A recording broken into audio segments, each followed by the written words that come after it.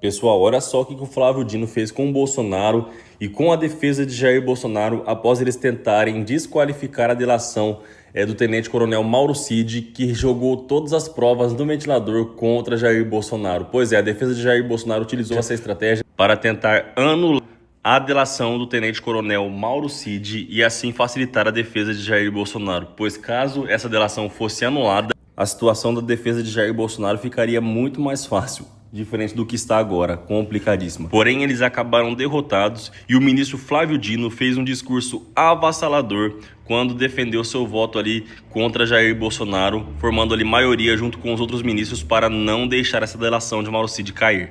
Olha só o que aconteceu. Obrigado, ministro Alexandre. Como vota o ministro Flávio Dino? Senhor presidente, uma frase bastante conhecida diz que a melhor forma de matar uma boa ideia é executando-a mal. É exatamente o que se passou com os primórdios da colaboração premiada no Brasil. E se gerou este debate que nos traz aqui, nesse ano do Nosso Senhor Jesus Cristo 2025, a estarmos discutindo num cenário em que haveria subjacentemente uma espécie de estigmatização do Instituto da Colaboração Premiada, e quase que uma mitificação em relação a ele. O ministro Alexandre bem lembrou que se cuida de um meio de obtenção de prova como tantos outros disponíveis no direito positivado pátrio. Por isso mesmo considero que não há nenhum tipo de rejeição moral em relação à colaboração premiada. É certo que o denunciado, o investigado, o réu, tem o direito fundamental, essencial, sagrado de não se autoincriminar. Mas ele não tem a obrigação de mentir. Ele pode ou não, de acordo com a convicção pessoal e da sua defesa técnica. Mesmo nos Estados Unidos, o ministro Alexandre falou há pouco sobre soberania, e há pessoas que acompanham, às vezes, mais do que as instituições dos Estados Unidos do que as brasileiras. E em homenagem a elas, eu lembro que nos Estados Unidos, em relação não ao 8 de janeiro, mas ao 6 de janeiro, houve 1.583 acusações lá, no 6 de janeiro.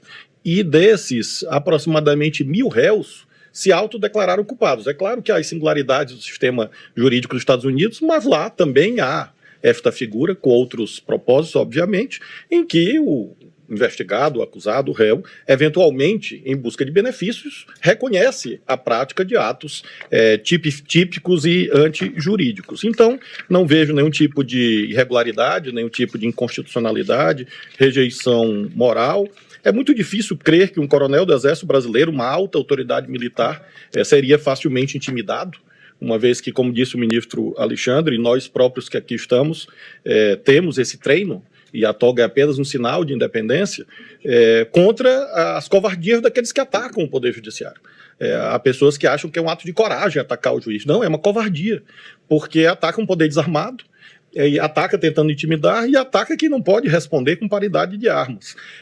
Então, nós temos aqui, inclusive, essa capacidade de resistir contra atos covardes, que infelizmente marcam a cena pátria. A ministra Carmen foi relatora do importante caso em que o tribunal declarou inconstitucionalidade da chamada legítima defesa da honra. Por quê? Porque, às vezes, se acusava mais a vítima do que propriamente quem estava sendo julgado. Isso, às vezes, acontece também em relação ao julgador. Então, do mesmo modo, por simetria, eu não quero crer que uma autoridade militar do alto escalão do Exército Brasileiro, que fez juramento, inclusive, de pôr sua vida a serviço da pátria, que tem treinamento militar, iria se intimidar numa audiência conduzida pelo ministro Alexandre de Moraes, que cumpriu, neste caso, não uma possibilidade, ele cumpriu um dever.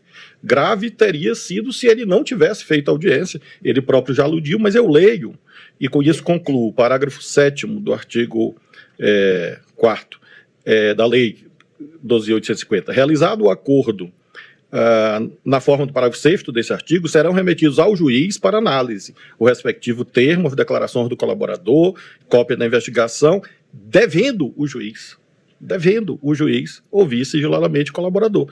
Então, de fato, como a ministra Carmen disse, em se tratando de uma possibilidade de delegar ou não a execução, é claro que o dever sempre pertenceria a ele, e neste caso ele o adimpliu, de modo que, nesse instante processual, não vejo por que expungir esse acordo de colaboração premiada, que poderá ou não ser útil, de acordo com o crivo do contraditório, pode ser que ele não sirva para rigorosamente nada, de acordo com a sua corroboração ou não. Isso diz a lei. Ninguém aqui, eu lembro sempre, dizia um dos ilustres advogados, que pelo respeito que eu tenho à profissão de origem de todos nós, e de futuro, talvez, de alguns, nós sempre devemos reverenciar o fato do advogado ser o primeiro juiz da causa.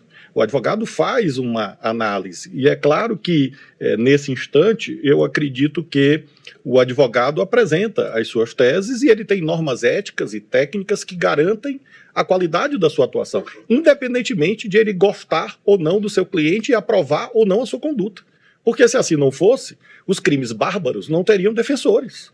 Lembra o Rui Barbosa, o dever do advogado. Então ninguém pode achar que um advogado que não gosta pessoalmente do seu cliente vai defendê-lo mal. Por que não podemos presumir isso? Porque, obviamente, ele está vinculado a compromissos éticos e técnicos. Assim se dá em relação também ao Poder Judiciário. E é essas normas éticas e técnicas que garantem que, neste caso concreto, o fiel cumprimento feito pelo relator, não, neste momento, nada macula. E, segundo as normas próprias, quando do exame do mérito, vamos analisar aí sim a veracidade ou não, o mérito ou não, desses elementos de convicção trazidos regularmente aos autos. Por isso eu acompanho o ministro Alexandre. Ministro Flávio, só um dado que eu acabei não passando. Vossa Excelência falou de inúmeros acordos ocorridos no dia 6 de janeiro nos Estados Unidos. Aqui, nós já realizamos, homologamos 542 acordos de não persecução penal oferecidos pelo Ministério Público, em que 542 réus, porque no caso a denúncia já tinha sido oferecida e aceita, confessaram que faziam parte de um grupo, uma organização, um grupo criminoso, uma associação criminosa, que pleiteava a intervenção militar e o golpe de Estado. São 542.